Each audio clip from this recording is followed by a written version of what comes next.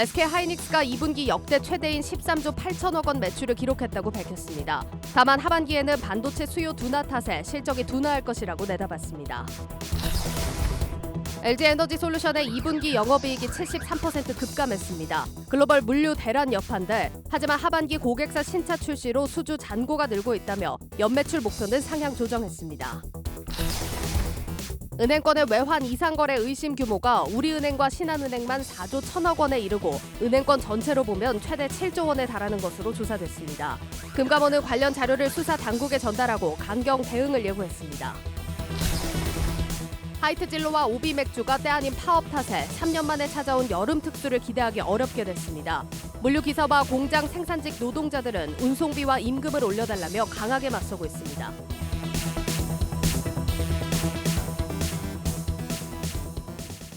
FOMC를 하루 앞둔 오늘입니다. 국내외 증시 상황부터 점검해 보겠습니다. 오민지 박찬희 기자 나와 있습니다. 박 기자, 오늘 우리 증시 상승하긴 했는데 좀 불안한 상황이죠? 맞습니다. 오늘 국내 증시는 이 FOMC 결과 발표를 앞두고 경계감이 컸습니다.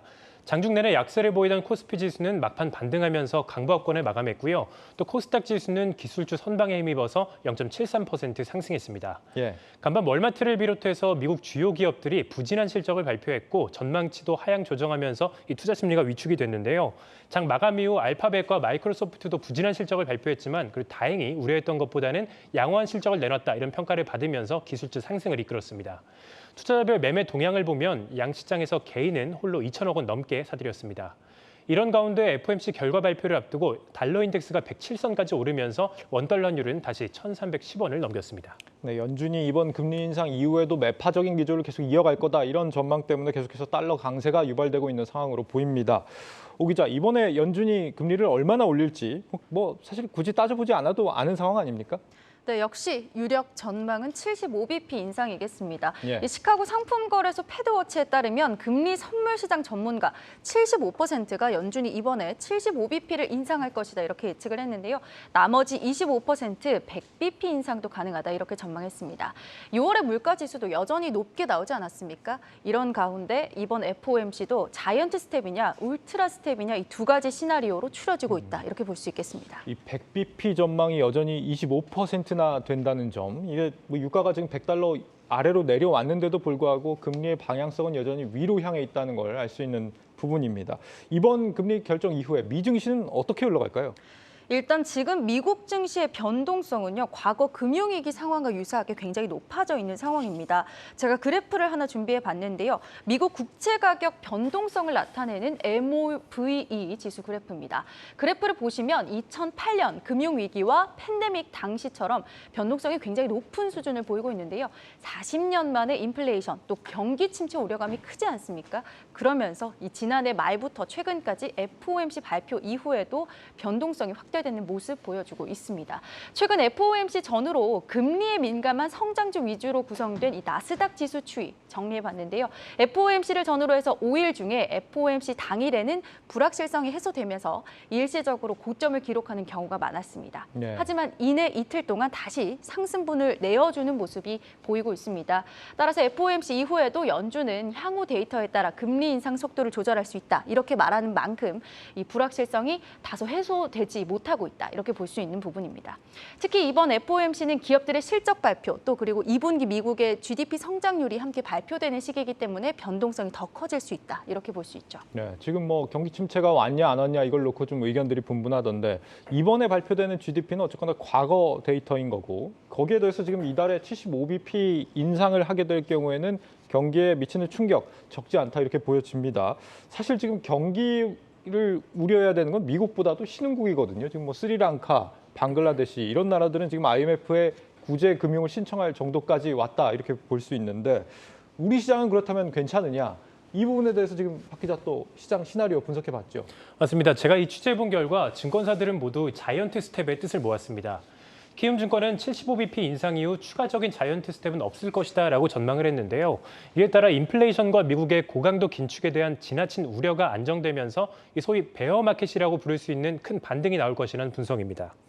75bp 인상이 연준의 긴축 속도가 지나치게 빠르지 않다는 것을 뜻하기 때문에 호재라는 의견도 있었습니다. 증시뿐 아니라 환율에도 긍정적인 영향을 줄 것이다라고 덧붙였는데요.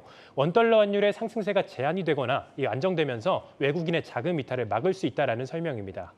오히려 시장이 75bp 인상을 확실시하는 만큼 금리 인상 폭보다는 결과 발표 이후 이 파월 의장의 기자회견이 더 중요하다라고 지적을 했습니다. 이번 자이언트 스텝 이후 9월 FOMC에서 50bp 인상이 예상되고 있는데 연준의 다음 행보가 어떻게 될지 이 힌트를 얻을 수 있는 기자회견이 될 것이라는 설명입니다. 하이투자증권 역시 75bp 인상을 확신했습니다. 그렇기 때문에 이번 FOMC의 핵심은 금리 인상 폭이 아닌 이 파월 의장의 기자회견에 있다라는 것의 뜻을 동의했습니다. 만약 파월 의장이 경기 침체를 감안하더라도 인플레이션을 잡기 위해서 더 강한 긴축을 예고한다면 증시는 추가 하락이 나올 수 있는데요.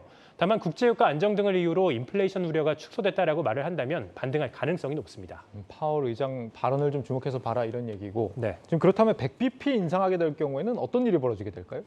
사실상 국내외 할 것 없이 이 시장에서는 75bp 인상을 거의 기정사실화하고 있기 때문에 예상을 깨고 100bp를 인상했을 경우 증시에 가해지는 충격이 커질 수밖에 없습니다. 신영증권은 금리가 100bp 인상될 경우 우리 증시가 이 직전 저점을 확인하러 갈 것이다라고 내다봤습니다. 양 지수 모두 지난 4일에 연저점을 기록했는데요. 코스피는 2276포인트, 코스닥은 712포인트였습니다. 100bp는 조정으로 이어진다. 75bp까지는 좀 선반영이 된다고 보는 것 같죠? 맞습니다. 이번 금리 인상에 대한 우려가 이미 증시에 선반영됐기 때문에 시장에 미치는 영향이 제한적이다라는 의견입니다. 오히려 실적 발표 시즌인 만큼 국내외 주요 기업들의 2분기 성적표가 더 중요하다라고 말을 하는데요. 시장에서는 연준이 이번에 금리를 얼만큼 인상하던지에 관계없이 9월에는 이보다 낮은 수준의 인상이 단행될 것으로 예상을 하고 있습니다. 따라서 금리 인상기가 피크아웃을 맞이해서 더 이상의 증시에 대형 악재가 되지 않을 것이다라는 분석입니다. 지금은 긴축 속도나 인플레이션보다 이 경기 침체가 갖는 증시의 영향력이 더 큰데요. 이를 확인할 수 있는 것이 기업 실적이기 때문에 주요 기업들의 실적을 눈여겨봐야 한다는 겁니다. 한편 금리 인상 폭과 무관하게 단기 반등이 나올 것이라는 주장도 있었습니다. 올 들어 연준은 지금까지 금리를 2.5%포인트 인상을 했는데요. 이는 연말 예상 기준금리 수준인 3.8%와 비교를 했을 때 전체 금리 인상 사이클에서 7분 능선을 지났다는 것을 의미합니다. 따라서 시장이 7월 FOMC 결과 발표를 불확실성 해소로 받아들이고 단기 반등이 나올 것이라는 설명입니다. 그렇다면 이 시점에서 어떤 투자 전략을 가져가는 게 좋을지 증권가 의견을 좀 모아봤다고요. 네, 이 증권업계는 FOMC 후 불확실성 해소에 단기 반등이 나올 수는 있겠지만 여전히 증시 변동성이 크기 때문에 본격적인 투자는 아직 조금 이르다라는 설명입니다. 하지만 일부에서는 기술주를 중심으로 지금 성장주를 매수해야 한다는 그런 공격적인 조언도 나오고 있는데요. 자세한 내용은 김종학 기자가 취재를 했습니다. 올해 미국의 가파른 금리 인상 과정에서 가장 큰 타격을 입은 주식은 성장주와 기술주입니다. 우량주 가운데 연초 대비 테슬라는 35%, 스냅 등 기술주는 어닝쇼크에 80%가량 주가가 하락한 상태입니다. 얼라이언스 번스틴은 우량 성장주의 경우 금리 인상 과정에서 과도한 밸류에이션이 줄었을 뿐 기업 본래 가치를 감안하면 투자 기회가 찾아올 것이라고 평가했습니다. Opportunity to own these types of companies is actually now. And the reason for that is they suffered earlier this year because of higher valuations and rate sensitivity. But 미국 S&P 지수가 지난해 3분기 사상 최고치를 기록할 당시 주가 수익 비율은 평균 21배에 달했는데 두 차례 금리 인상으로 이 수치가 16배까지 줄어든 것이 현재 시장 변동성의 원인이라는 겁니다. 얼라이언스 번스틴은 오히려 미국 주식을 10년 보유할 때 평균적으로 손실 볼 확률은 6%에 불과하고 1년 이내 보유할 땐 손실 확률이 25%로 늘어나는 만큼 단기적인 투매를 피해야 하는 시점이라고 제안했습니다. 미국 성장주와 같은 흐름을 보이고 있는 한국 삼성전자와 SK 하이닉스에 대해서도 반도체 공급 부족과 성장 사이클이 이어질 수 있다며 낙관적인 전망을 내놨습니다. 올해 가파른 상승세를 보인 채권 가격도 연준의 금리 인상이 막바지에 들어갔기 때문에 방향을 틀 것으로 보인다는 설명입니다. 지난달 한때 연 3.4%에 달하던 10년물 미 국채 금리는 이미 하락을 시작해 연 2.78%, 두 달 만에 최저치를 기록했습니다. 물가 압력이 정체되거나 아니면 줄어든다라고 하면 사실 채권에 그렇게 나쁘지는 않습니다. 왜냐하면 연준을 비롯한 중앙은행의 정책 변화를 끌어낼 수가 있거든요. 사실 그런 것들은 채권 자산에는 분명히 긍정적인 모멘텀이 될 거라고 보고 있습니다. 주식과 채권 시장의 향방을 가를 남은 관건은 연준 내부에서도 전망이 엇갈리고 있는 내년 이후 경기 침체 가능성입니다. 전 세계 투자은행들은 이미 금리 인상과 물가 상승으로 올해 경제 성장률을 연 3%, 미국과 한국은 각각 0.9%, 2.1%까지 낮췄습니다. 얼라이언스 버스티는 내년 성장률 2.4%, 미국은 1% 수준으로 완만한 경기 둔화 가능성이 높고 장기 금리가 추가 하락하면서 주식과 채권 모두 기대 수익률이 높아질 수 있다고 전망했습니다. 한국경제TV 김종학입니다. 네, 성장주 매수에 대한 조언을 들어봤고 미국 증시에 대한 투자 조언은 없을까요, 기자? 역시 좀 투자 시장이 투자자들에게 우호적이지 않은 상황인 만큼 좀 맷집 있는 종목에 주목해라 이런 조언들이 많이 나오고 있습니다. 네. 그러면서 시장 위기에도 양호한 투자 성적표를 냈던 이 워런 버핏. 워런 버핏은 어디에 투자를 했는지 이 포트폴리오가 주목을 받고 있는데요. 버크셔 해서웨이의 이번 1분기 기준 보유 상위 종목을 정리해 봤습니다. 이 중에서 아메리칸 익스프레스는요. 지난주 호실적을 발표하면서 이 여행 수요가 회복되고 있다 이런 기대감을 고조시켰고요. 반면에 뱅크 오브 아메리카는 지난주 실적 발표에서는 시장 예상치보다 조금 하회했지만 이후 주가는 다시 상승세를 보이고 있습니다. 또 아시는 것처럼 이 코카콜라가 워런 버핏의 애정하는 종목 중 하나지 않습니까? 예. 이번에도 연간 매출 증가 전망치를 기존 7에서 8%에서 12에서 13%로 상향하면서 강한 자신감을 보이기도 했습니다. 이 밖에도 버핏의 보유 종목 중에 배당률이 높은 버라이즌 커뮤니케이션, 크래프트 하인즈 등도 월가의 매수 추천이 잇따르고 있는 종목이다. 이렇게 볼 수 있겠습니다. 네, 국내 증시 투자 전략까지 짚어봤는데 이번 FOMC에서 이제 금리를 인상하고 그 이후에 정책 결정을 어떻게 나갈 것인가 또 예상을 해봐야겠죠. 뭘 좀 주목해서 봐야 될까요?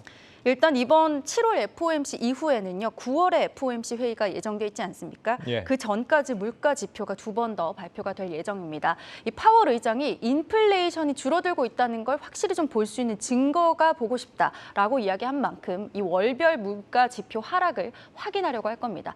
앞으로의 물가 지표를 중요하게 체크하셔야 되는 이유고요.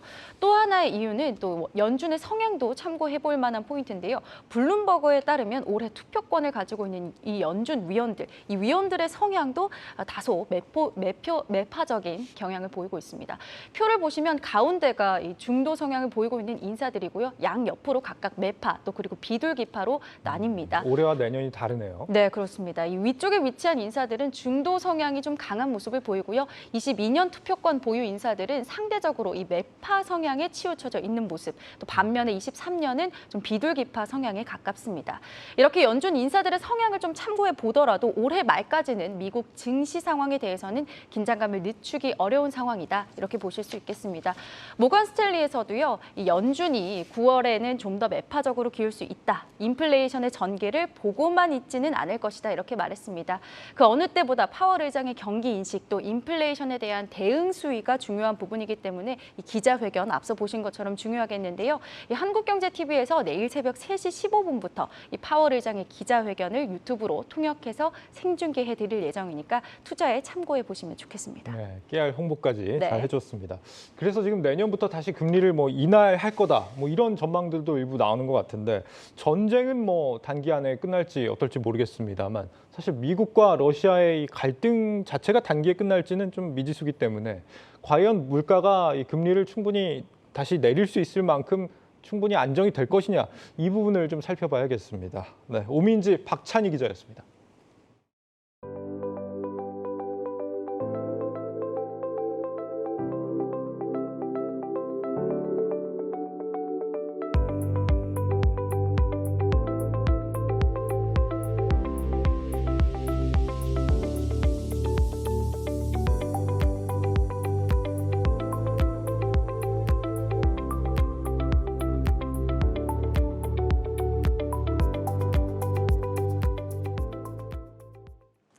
SK 하이닉스가 2분기 사상 최대 매출을 기록했지만 하반기 수요 둔화는 불가피하다며 업황을 부정적으로 내다봤습니다. 이런 가운데 미국 마이크론은 삼성과 SK 하이닉스보다 먼저 232단 낸드 플래시 양산에 성공하면서 또다시 세계 최초 기술 타이틀을 빼앗아갔습니다. 이렇게 어려운 환경임에도 메모리 업체들 간 점유율 싸움은 더 치열해지는 양상입니다. 정재홍 기자가 보도합니다. SK하이닉스 2분기 매출은 약 13조 8천억 원으로 역대 분기 최대치입니다. D램과 낸드 플래시 매출이 모두 지난해 같은 기간보다 늘었는데 특히 낸드 플래시 성장세가 가파릅니다. 편입이 완료된 인텔 낸드 사업 솔리다임 효과와 함께 176단 낸드 플래시 수율이 개선되면서 수익이 커진 겁니다. 이런 가운데 미국 마이크론은 232단 낸드 플래시 양산 성공 소식을 알렸습니다. 미국 마이크론은 지난해 국내 업체들보다 먼저 모바일용 176단 낸드 플래시 상용화에 성공한 바 있습니다. SK의 낸드 경쟁력이 날로 강화되고 있다지만 안심할 수 없는 상황이 된 겁니다. SK하이닉스는 올해 안에 238단 낸드 플래시 시생산에 돌입하겠다며 내년 상반기 양산 목표를 제시했습니다. 공교롭게도 같은 날 일본 정부는 낸드 플래시 점유율 1위인 삼성에 대항하기 위해 옛 도시바 메모리인 키옥시아에 우리 돈 8,900억 원을 지원하겠다고 발표했습니다. 키옥시아는 SK하이닉스도 지분 투자에 참여했지만 도시바가 아직 40%의 지분을 가지고 있습니다. 키옥시아는 현재 삼성전자에 이은 낸드 플래시 점유율 2위 기업으로 이번 보조금을 바탕으로 최신 제품을 양산할 예정입니다. 비교적 가격 하락폭이 컸던 D램과 별개로 그간 안정세를 보였던 낸드 플래시 가격은 3분기 최대 13%의 하락폭을 기록할 전망입니다. 이르면 내년 업황이 개선될 것으로 점쳐지는 가운데 기업들은 메모리 점유율을 뺏어올 최신 제품으로 무장하고 있습니다. 한국경제TV 정재홍입니다. 엄청난 규모의 의무 보유 물량이 풀리고 부진한 2분기 실적이 나왔지만 예상 밖으로 오늘 LG에너지솔루션의 주가는 다시 안정을 되찾았습니다. 겨박제로 시작한 하루였지만 오히려 시장에서는 하반기에 대한 기대 섞인 전망이 나오고 있습니다. 강미선 기자입니다. 996만 주에 달하는 보호 예수 물량이 풀렸지만 LG에너지솔루션의 주가는 0.13% 떨어지는 데 그쳤습니다. 기관이 2천억 원에 가까운 물량을 쏟아내며 거래량이 평소보다 4배 넘게 늘었지만 외국인과 개인이 적극적으로 매수에 나선 덕분입니다. 매출이 줄고 영업이익이 73%나 떨어진 부진한 2분기 실적을 내놨지만 시장은 LG에너지솔루션의 미래를 주목한 것으로 보입니다. LG에너지솔루션은 실적 발표와 함께 이뤄진 기업 설명회에서 이례적으로 자신감을 드러내기도 했습니다. 올해 예상 매출 전망치를 19조 2천억 원에서 23% 올린 22조 원으로 올려잡고 예상 투자 금액도 7조 원으로 상향 조정했습니다. 신차 출시와 생산량 증가가 본격화하는 하반기 실적을 더 기대해도 좋다는 겁니다. 저희 고객사들의 신모델 출시 계획이나 수요가 꽤 견조할 걸로 예상을 하고 있습니다. 원자재가 상승에 따른 영향은 판가 연동 작업이 거의 마무리되었기 때문에 3분기부터는 이 효과가 발휘될 것으로 보여지고요. LG에너지솔루션은 5년 내 연매출을 현재 수준의 3배 이상으로 성장시키고 두 자릿수 영업이익률을 달성하겠다는 중장기 사업 전략도 내놨습니다. 여기에 LG에너지솔루션의 대주주인 LG화학 역시 당분간 지분을 팔 계획이 없다고 밝히면서 시장의 안도감은 더욱 커지고 있습니다. 부진한 실적과 물량 부담이라는 겨박제를 우려했지만 불과 하루 만에 시장의 시선은 하반기에 대한 기대감으로 옮겨갔습니다. 한국경제TV 강미선입니다.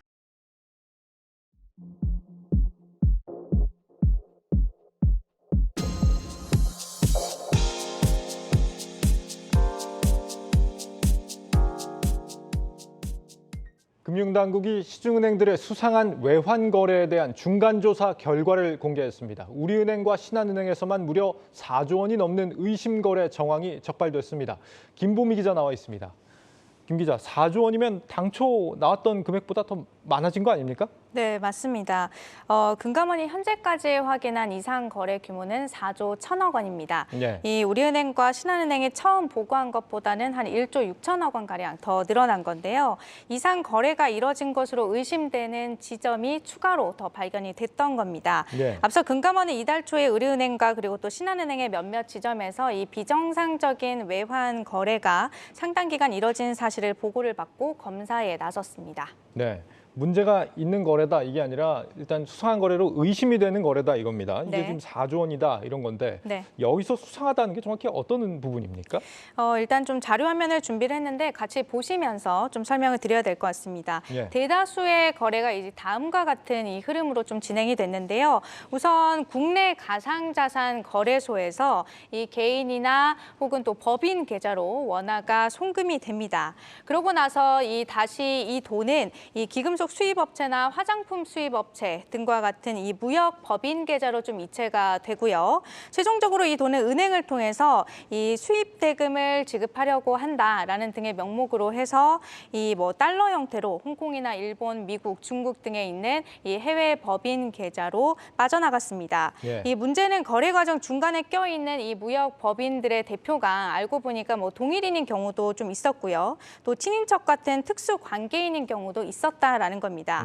심지어 이 특수 관계로 보이는 이 해당 무역 법인들은요, 이 은행 의심을 사지 않기 위해서 기간을 나눠서 뭐 서로 번갈아 가면서 좀 송금을 하는 행태를 보이는 곳도 있었습니다. 네. 이 현재 우리와 그리고 또 신한은행에서만 22개 무역 법인이 여기에 해당하는 것으로 좀 파악이 됐는데요. 금감원은 해당 무역 법인들의 거래 실체 파악에 지금 주력하겠다라는 계획입니다. 그러니까 해외로 빠져나간 돈들이 가상자산 거래소에서 나왔다는 점이 좀 수상한 부분이고 네. 여기서 나온 돈들이 알고 보면 뭐 중간에 뭐 무역 법인인가요? 뭐 여러 곳을 거치긴 했지만 알고 보면 한 사람이나 혹은 그 뭐 친인척, 연결된 친인척들이나 이런 쪽을 통해서 뭐 해외로 빠져나갔다. 이런 부분들이 좀 이상하다는 겁니다. 네. 일각에서는 이제 국내 가상자산 거래소가 해외보다 시세가 좀 더 높으니까 우리가 이걸 이제 김치 프리미엄이라고 하는데 네. 이걸 노린 차익을 노린 그런 거래가 아니냐 이런 의심도 하는 것 같은데 어땠습니까? 네, 실제로 그런 의심들이 좀 나왔는데 금감원은 현재 이제 국내 이 자금 흐름만 살펴봤고 또 뒷단에 있는 뭐 이제 해외에서 어떤 거래가 추가로 있었는지 등은 좀 파악을 하기가 힘들어서 네. 이 섣불리 좀 단정 짓기는 어렵다라고 밝혔습니다. 예를 들어서 뭐 앵커가 얘기한 대로 김치 프리미엄을 이용한 차익 실현인지 아닌지를 확인하려면 이 거래 당사자가 실제로 해외 가상자산 거래소에서 가상화폐를 구입을 하고 그리고 이거를 다시 국내 가상자산 거래소 계좌로 옮긴 정황을 좀 포착을 해야 되는데요. 일단 가상자산 거래소 간의 거래 내역은 확인하기가 힘들고요. 네. 또 뭐 다른 부분을 확인해 본다라고 한다면 이 해외로 자금을 넘겼던 송금한 국내 무역법인 소유자랑 그리고 실제로 이 자금을 송금받은 해외 법인 소유자 이 두 사람 간의 이 관계성을 또 확인해 보는 방법도 있는데 이 부분 역시 해외 법인 소유자 확인 같은 경우에는 금감원 영역의 밖의 일이라서 또 네. 파악이 힘들다라고 좀 답을 했습니다. 대신에 이제 환칙이나 자금 세탁 여부 같은 경우에는 이 관세청이나 검찰 소관이기 때문에 이 담당 기관들과 좀 적극적으로 협조할 예정이다라고 밝혔고요. 다만 이제 오늘 발표 과정에서 이 거래 과정 중간에 껴 있었던 이 무역 법인들이 이제 정상적인 업체다라고 좀 보기는 어려운 측면이 있다라는 좀 답변이 실제로 있었고 네. 또 앞서 말씀드렸던 이 수상한 거래 정황들이 포착이 됐기 때문에 뭐 앵커가 얘기했던 뭐 김치 프리미엄을 활용한 차익 실현이 아니냐 또는 뭐 자금 세탁이 아니냐 이러한 부분에 대한 의심은 아직까지는 좀 지우기가 힘들 걸로 좀 보입니다. 이 부분은 검찰과 함께 수사에 들어간다 이런 얘기인 거죠? 네, 맞습니다. 네, 좀 디지털 시대라고 해도 당국이 들여다보지 못하는 정보가 굉장히 많은 것 같습니다. 네. 특히 이 가상자산 관련된 부분은 이 거래소가 나온 지가 얼마 안 됐기 때문에 더 들여다보는데 좀 한계가 있는 걸로 보이는데 네. 오늘 발표된 건 일단 우리은행하고 신한은행 조사 결과라면서요. 네, 앞으로 중간 또 조사 결과죠. 중간 조사 결과. 앞으로 다른 은행들에 대한 조사도 한다는 거죠? 네, 맞습니다. 금감원은 현재 국내에 있는 모든 은행들을 대상으로 해서 지난해 1월부터 올해 6월까지 이 이상 거래가 있었는지를 자체 점검을 해서 우리한테 좀 통보를 해달라라고 좀 요청을 한 상태인데요. 예. 지난해 이후 신설된 이 업체의 외환 송금 거래가 점검 대상입니다. 구체적으로는 좀 세 가지 기준이 좀 제시가 됐는데 신설 업체가 자본금의 100배 이상, 0.5억 달러 이상 외환을 뭐 송금을 하거나 아니면 이제 뭐 가상자산 거래소 연결 계좌로부터 빈번하게 입출금이 발생한 업체가 있다라든지 아니면 뭐 특정 영업점의 외환 송금 실적의 50% 이상을 차지하는 업체가 있다라든지 이러한 부분이 발견이 되는지를 은행이 좀 자체 점검을 해보겠다라는 겁니다. 불법 송금인지 아닌지 가장 먼저 파악할 수 있는 곳은 은행 아닙니까? 이 은행에서 그러면 이번에 좀 책임을 져야 될 그런 부분도 있을까요? 일단 여기에 대해서는 금감원은 공식적으로는 말을 아꼈습니다. 그 검사가 아직 진행 중인 사안이기 때문에 섣불리 뭐 단정적으로 판단을 하기는 어렵다라는 건데요. 네. 다만 이 금감원 고위 관계자를 통해서 좀 따로 취재한 내용에 따르면 은행들도 일부 책임을 피하기는 어려울 걸로 좀 보입니다. 일반적으로 이 국내 업체들이 뭐 물건을 해외에서 수입하고 대금을 치를 때는 사전 송금 송금 방식이라는 걸 사용을 합니다. 네. 이게 뭐냐면 이제 수입 물건을 받기 전에 이 해외 수출 업체에다가 대금부터 돈부터 좀 보내는 방식이거든요. 이때는 이제 예를 들어서 뭐 어떤 물건을 우리가 뭐 해외에 있는 어떤 업체로부터 얼마를 주고 얼만큼 사 들여올 계획이다라는 이런 내용이 좀 담겨 있는 견적서 한 장만 은행에다가 써내면 뭐 이제 몇천억 달러 이런 이 규모의 외환 송금 거래가 가능합니다.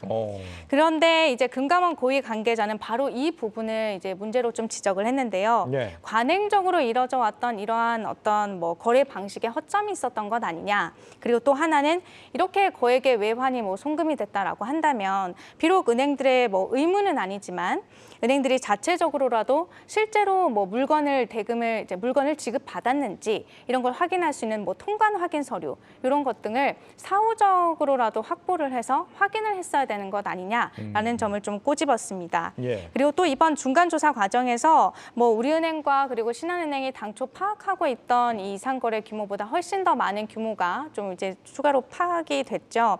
다시 말하면 은행이 제대로 파악을 온전히 하지 못했던 부분이 있다라는 점이 있는데 예. 이런 것들을 좀 볼 때 금융권의 긴장감은 더 커질 걸로 좀 보입니다. 일단 금감원은 검사 결과 이 외국환 거래법과 그리고 특근법을 위반한 은행에 대해서는 엄중 조치할 방침이다라고 밝혔는데요.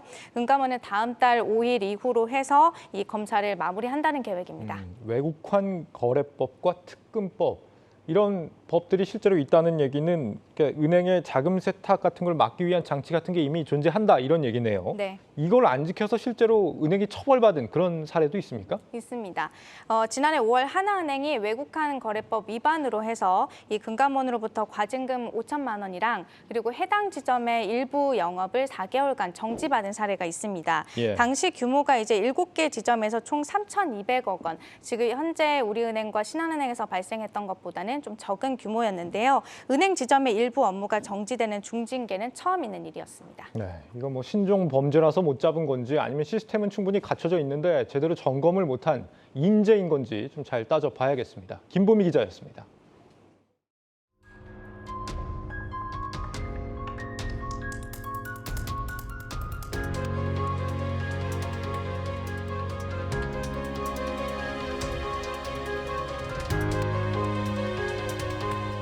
금융산업 혁신 쪽의 이슈에 저희가 좀 관심이 많습니다. 이런 문제에 대해서 어느 정도 알고는 있지만 서로 이제 같이 만나서 최근 상황에 대해서 서로 이제 업데이트를 하고 의견을 좀 나눠보면 조금 더 공감대를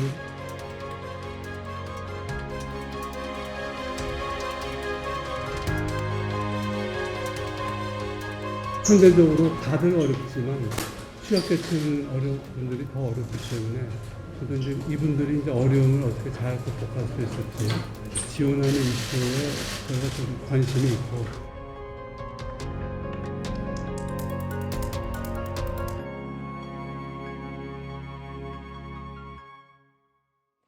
네, 유통업계 노사 갈등 악화 일로로 치닫고 있는 상황입니다. 가뜩이나 어려움을 겪고 있는 유통업계의 노사 문제, 노사 갈등까지 겹친 상황인데요.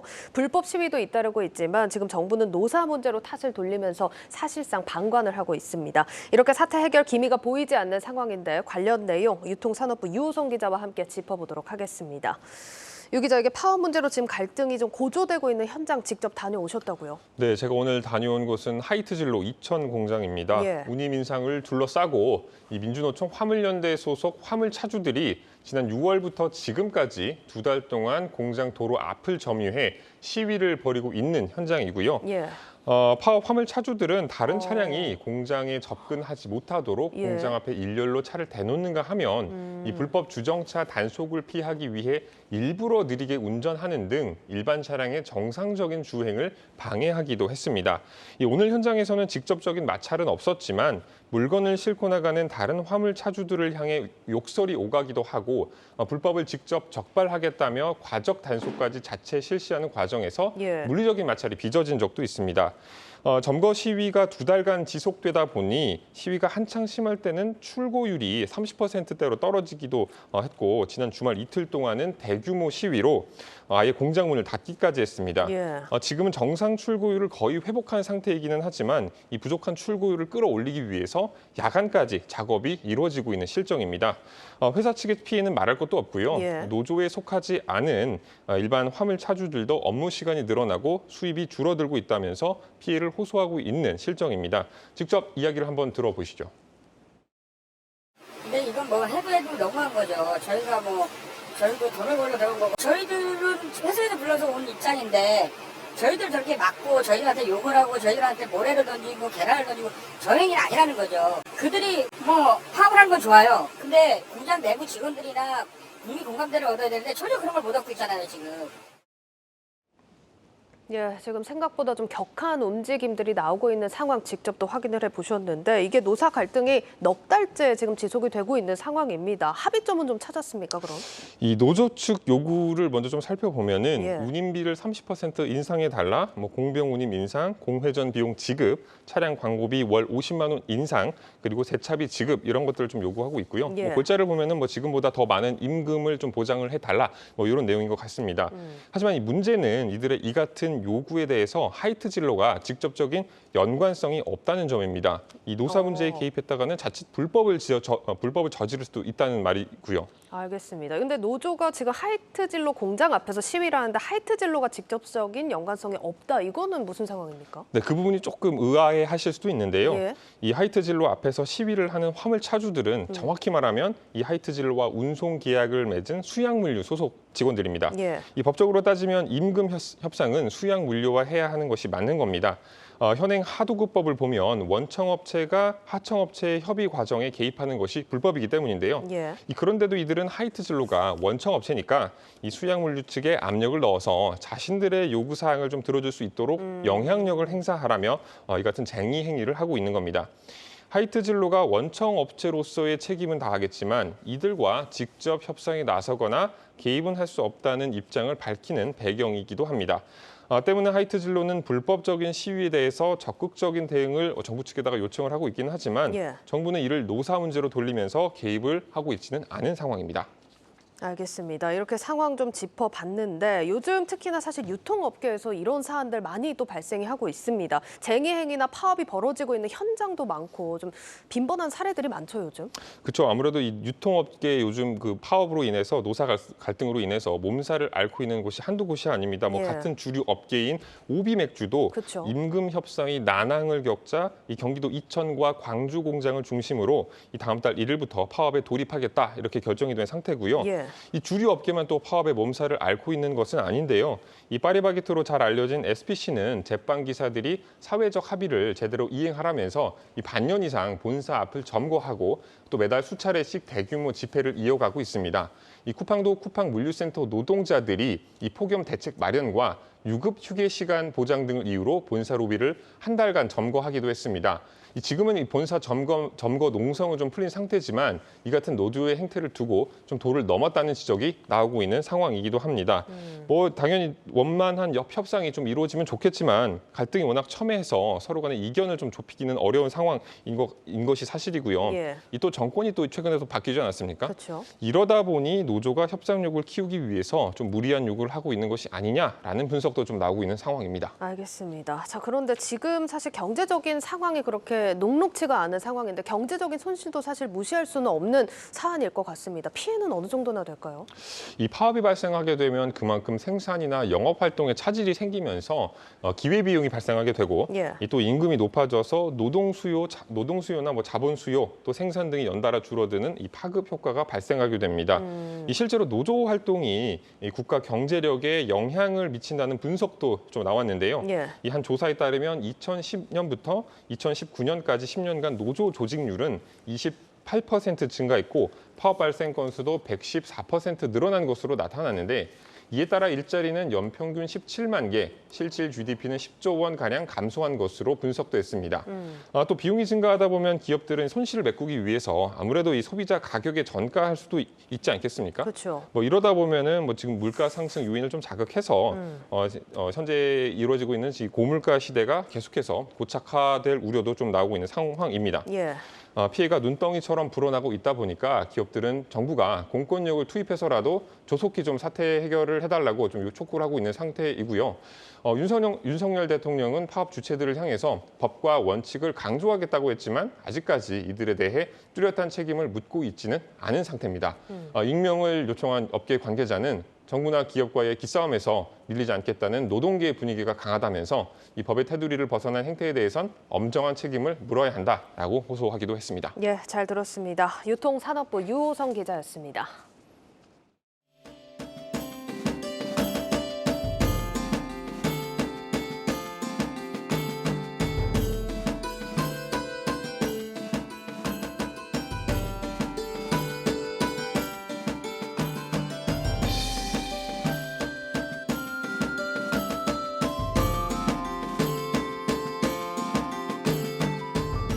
라이엇 게임즈의 후원을 통해 먼 이국 땅에서 우리의 품으로 돌아온 귀중하고 아주 뜻깊은 문화재를 공개하는 자리입니다.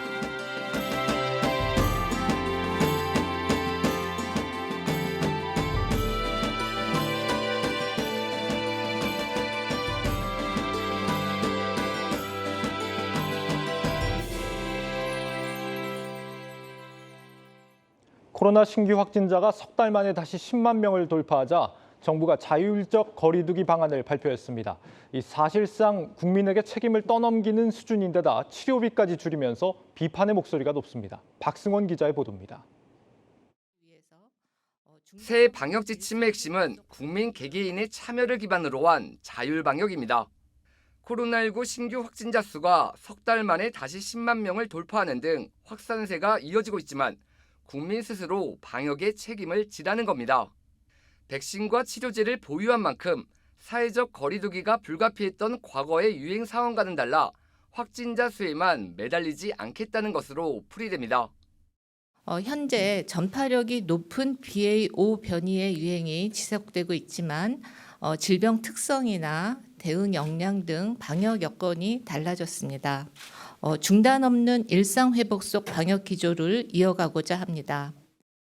문제는 정부의 자율방역이 사실상 방역 포기로 비춰질 수 있다는 데 있습니다. 이미 정부는 코로나19 확진에 따른 외래 진료 본인 부담금을 환자 본인이 부담하게 하는 등 국민의 자율과 책임은 강조하면서 재정 지원은 축소하고 있습니다. 현재의 코로나19 재유행 상황에서 치료 지원 축소는 검사 기피로 이어지고 이는 곧 숨은 감염자 폭증으로 유행을 더 확산시킬 수 있다는 지적입니다. 자율적 방역으로 하다 보니까 이제 개인 하나하나의 그런 책임으로 돌리는 그런 경향이 있는 것 같습니다. 1차적으로는 이제 자가진단 키트를 적극적으로 활용해서 스크린하고 2차에 대해서 필요한 경우 그 부분에 모두 개인한테 부담하기보다는 그가 좀 케어하는 측면이 필요하지 않나 이런 생각. 자유를 기반으로 한 방역 지침을 발표한 정부. 각자 도생 방역이란 비난이 나오는 가운데 본격적인 휴가철을 앞두고 코로나 대유행에 대한 공포는 더욱 커질 전망입니다. 한국경제TV 박승원입니다. 자회사를 물적 분할한 뒤 상장시키는 이른바 쪼개기 상장을 손보자는 목소리가 높아지고 있습니다. 이런 방식이 모회사 주가를 떨어뜨려 기존 주주들에게 피해를 입힌다는 건데 보호장치가 마련돼야 한다는 조언이 나옵니다. 배성재 기자가 취재했습니다. 포스트잇, 스카치 테이프 등으로 잘 알려진 회사 3M. 현지 시간 지난 26일, 3M은 헬스케어 사업 부문의 인적 분할을 발표했습니다. We look continually at how to create the greatest value from our broader portfolio. We look at it as really an opportunity to create value by standing up a standalone healthcare business. 분할 발표 소식에 3M의 주가는 전거래일 대비 5% 가까이 급등했습니다. 2년 전 배터리 사업의 물적 분할 소식에 주가가 최대 15% 떨어졌던 LG화학과는 정반대입니다. 두 회사의 주가 행보는 분할 방식에서 엇갈렸습니다. 기업 분할은 크게 인적 분할과 물적 분할로 나뉩니다. 인적 분할로 탄생한 신설법인은 기존 법인의 주주 구성을 그대로 따릅니다. 신설법인의 주식을 직접 가질 수 있기 때문에 기존 법인이 지분을 다 갖는 물적 분할보다 주주 친화적인 방식으로 분류됩니다. 상법상 인적 분할이 원칙이지만 현실은 LG화학과 같은 물적 분할 사례가 넘칩니다. 정부도 분할 전 모기업 주주들의 피해를 막기 위한 제도 정비에 들어갔습니다. 물적 분할 자회사 상장 시 일반 주주 보호 문제는 투자자의 관심과 문제인식이 높은 사안임을 감안해 우선적으로 대안을 마련하여 추진할 것입니다. 일부 자산운용사들은 주주들이 손해를 입을 경우 보다 실질적인 보상 방안이 담보돼야 한다고 목소리를 높입니다. 인적 분할이 있음에도 물적 분할을 했는데 그것까지는 오케이입니다만 그거에 상응하는 어떤 조치가 전혀 일어나지 않는 나라인 거죠. 이들은 물적 분할 시 신설법인의 주식을 주주에게 현물 배분하거나 공정가액을 기반으로 한 주식 매수 청구권을 도입해야 한다고 주장합니다. 투자 인구가 늘면서 주주 권익을 보호하려는 정부의 발걸음이 빨라지는 가운데 업계의 요구가 얼마나 담길 수 있을지 주목됩니다. 한국경제TV 배성재입니다.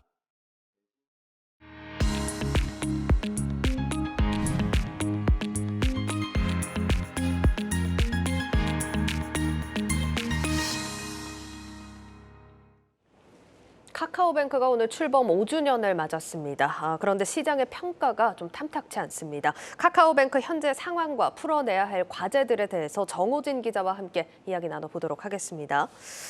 정 기자, 이게 뭐 오늘 이제 책임과 혁신 두 마리 토끼를 카카오뱅크가 다 놓쳤다 이런 기사를 좀 준비를 해주셨는데 그렇습니다. 책임이라면 뭐 연초에 있었던 스톡옵션 사태 그 얘기를 좀 얘기를 하는 건가요? 네, 임원진의 책임 얘기도 있지만 오늘은 제가 카카오뱅크 자체의 책임에 대해서 한번 말씀드리려고 하는데요. 예. 카카오뱅크는 아시다시피 인터넷 전문 은행입니다. 점포가 없고 비대면이나 이렇게 온라인을 통해서만 영업을 영위하는 그런 은행인데요.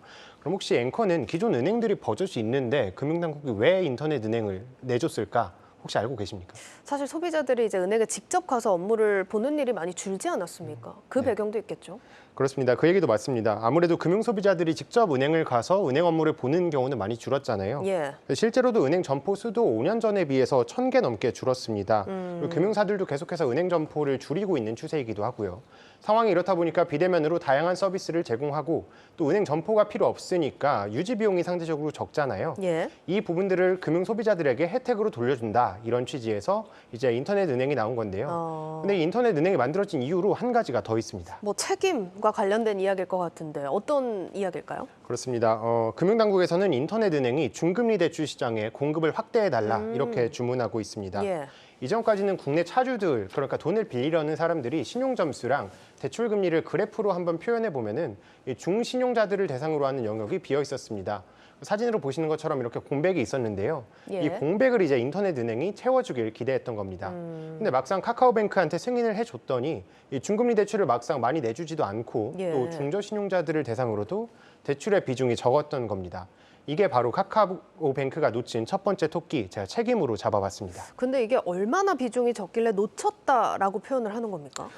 제가 비중을 한번 살펴보면요. 예. 카카오뱅크 말고도 우리나라에선 지금 승인을 받아서 운영 중인 인터넷 은행이 K뱅크, 토스뱅크, 그리고 말씀드린 카카오뱅크까지 예. 3개입니다. 이 3개 가운데 표에서 지금 그래프로 보시는 것처럼 중금리 대출 취급 액수 카카오뱅크가 가장 적었습니다. 1등인 토스뱅크에 비하면 절반도 안 되는 수준인 걸 확인할 수 있는데요. 예. 그리고 또 이 중금리 대출 이외에도 전체 대출 가운데 중저신용자들을 대상으로 하는 비중도 제일 적었습니다. 은행권에서는 현재 신용평가 점수 하위 50%의 차주를 이 중저신용자로 보고 있는데요. 올해 1분기 기준으로 카카오뱅크는 이 대출의 비중이 20%에도 미치지 못했습니다. 비중이 적다는 지적에 카카오뱅크는 작년 10월부터 고신용자를 대상으로 하는 신용대출은 아예 중단을 했습니다. 그러면서 매달 1%씩 이 비중을 끌어올리고 있는데 오는 6월부터는 아예 이 고신용자들을 대상으로 하는 신용대출을 다시 재개했거든요. 예. 카카오뱅크가 올해 말까지 이 대출 비중을 25%까지 끌어올리겠다 이런 목표를 제시했는데 고신용자 대출을 다시 재개한다면 이 목표를 연말까지 이룰 수 있을까? 이 부분에 대해서는 미지수로 남는 겁니다. 또 미지수로 남아있는 상황인 겁니다. 어쨌든 네. 책임 얘기 여기까지 좀 들어보겠고 혁신을 또 놓쳤다고 하는데 이 얘기는 어떤 얘기입니까? 그렇습니다. 아무래도 혁신이라는 가치 자체가 상대적일 수밖에 없잖아요. 그쵸. 여기에 비해서 여기가 혁신적이다. 그렇다 보니까 이 평가 자체는 좀 가혹할 수 있을 것 같습니다. 그런데 카카오뱅크도 뭐 비상금 대출이나 모임 통장, 뭐 26주 적금, 뭐 다양한 재미있는 상품들 많이 내놓고 있거든요. 근데 이 다른 인터넷 은행들에 비하면 과연 이게 혁신적일까라는 의문부호가 남는 겁니다. 뭐 이용자 편의성이라든지 뭐 인터페이스 이런 것 같은 경우에는 주관적인 요소일 수 있기 때문에 제쳐두고 살펴보면은 이 상품의 다양성 문제가 꼽히는데요. 현재 K뱅크나 토스뱅크 같은 경우에 올해 초부터 모두 개인 사업자 대출 상품을 제공 중입니다. 근데 카카오뱅크 같은 경우는 올해 말에나 이 상품을 출시할 예정이거든요. 근데 이러한 지적이 단순히 뭐 가판대에 물건이 없지 않느냐 이런 지적은 아닙니다. 왜냐하면 이 소상공인의 경우에는 일반 직장인과 다르게 뭐 소득이 뚜렷하게 잡히지도 않고 매달 소득도 다르고 이렇지 않습니까? 그렇죠. 그렇다 보니까 기존과 다른 신용평가 모형을 개발하는 이런 혁신이 필요한 건데 카카오뱅크 같은 경우에는 이 부분에서 한 발 뒤쳐졌다 이런 목소리가 나오는 겁니다. 그래서 카카오뱅크한테 한번 물어봤더니 카뱅 관계자는 올해 4분기 출시를 목표로 지금 개인 사업자 대출을 준비하고 있다고 합니다. 그리고 또 늦는 만큼 차별성을 두기 위해서 대출뿐만 아니라 뭐 수신 상품도 염두에 두고 있다 이렇게 설명하고는 있습니다. 알겠습니다. 지금 이런 상황에 사실 주가가 더 문제긴 합니다. 오늘 뭐 3만 원 선을 내주면서 좀 마감을 하긴 했는데 요즘처럼 사실 뭐 금리 인상 시기에는 금융주가 보통 영향을 받기 마련인데 카카오뱅크는 사실상 좀 성장주로 평가를 받는 것 같아요. 그렇습니다. 대개 뭐 금융주가 말씀 주신 것처럼 금리 인상기에는 주목을 많이 받는데 카카오뱅크는 상황이 다릅니다. 일단 먼저 주가부터 살펴보면은 오늘 3만 원에서 시작을 했는데 오늘 29,900원에 장을 마쳤습니다. 공모가랑 비교를 해보면 23% 넘게 빠진 겁니다. 왜 그런지, 그러니까 금리 인상기에는 왜 이렇게 카카오뱅크가 힘을 못 쓰나 살펴봤더니 말씀 주신 것처럼 성장주로 취급받기도 하고요. 또 대출 상품의 포트폴리오가 기존 은행권과는 다른 겁니다. 뭐 대부분 뭐 금융권과는 다르게 이 카카오뱅크는 무담보 신용대출 상품이 대부분이거든요. 그렇다 보니까 뭐 금리 인상기에도 이자 수익을 크게 기대할 수 없는 겁니다. 그리고 또 다른 한 가지는 지금 카카오뱅크가 현재 중저신용자들을 대상으로 하는 대출을 많이 늘리고 있다고 설명을 드렸잖아요. 근데 이 부분이 다시 악순환으로 돌아오고 있는 겁니다. 이게 중저신용자들을 대상으로 대출을 늘리면 아무래도 카카오뱅크의 이 건전성도 악화될 수 있다 이런 우려들이 따르기 마련이잖아요. 카카오뱅크가 그러니까 5년 동안 꾸준히 이것들을 준비해왔으면 상관이 없는데 갑자기 지금 밀린 숙제를 한 번에 하려다 보니까 탈이 날 수 있다 이런 우려가 나오는 겁니다. 그래서 이러한 우려들을 바탕으로 해서 증권가의 내용들을 한번 살펴보면요. 올 2분기 카카오뱅크의 순이익은 시장 기대치를 밑돌 것으로 전망하고 있고요. 그만큼 목표가도 낮춰 잡고 있습니다. 카카오뱅크가 출범 이후 5년 동안 회원수도 2천만 명 가까이 늘리고 다양한 혁신들이 이루어왔습니다.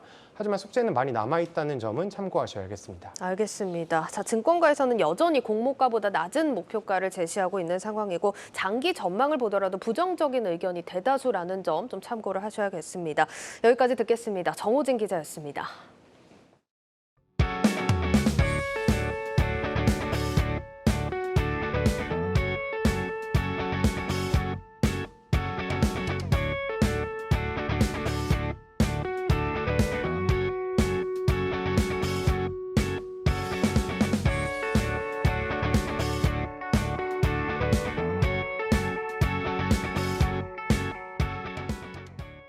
내일자 한국경제신문 미리 살펴봅니다. 첫 번째 기사, 정부가 코로나 피해를 입은 자영업자와 소상공인에 대해 대출 원금의 최대 90%를 탕감해주는 새 출발 기금의 대상 한도가 1인당 30억 원에 달할 거라는 기사입니다. 한국자산관리공사 캠코가 배포한 설명 자료를 보면 정부는 지난달 30일 기준 대상이 되는 자영업자, 소상공인에 대해 대출을 3개월 이상 연체 시 무담보대출 원금의 최대 90%를 감면해준다고 합니다. 특히 채무 조정을 해주는 한도가 파격적인데 자영업자는 총 25억 원, 법인 소상공인의 경우 총 30억 원의 채무 조정을 지원할 계획이라고 합니다. 캠코는 현재 금융권과 세부 사항을 협의 중인 것으로 다음 달 중 최종안을 공개할 예정입니다. 네, 다음으로 이 국내 OTT 스타트업 왓챠가 M&A 시장에 매물로 나왔다는 기사입니다. 투자은행 업계에 따르면 왓챠는 이 경영권 양도와 소수 지분 매각 같은 다양한 조건을 열어놓고 투자자를 찾고 있다고 합니다. OTT 경쟁이 심해지면서 자금이 쪼들리게 되자 경영권까지 내걸고 외부 자금 수혈에 나섰다는 분석입니다. 모바일 인데스에 따르면 6월 기준 왓챠의 이용자 수는 108만 명으로 국내 7위 수준입니다. 상반기 1,000억 원의 규모의 프리 IPO에도 나섰지만 투자금 유치에 어려움을 겪으면서 매각을 고려 중이라고 하는데 사업 조직도 축소해 240여 명의 직원 중 30%는 퇴사할 것으로 보인다고 합니다.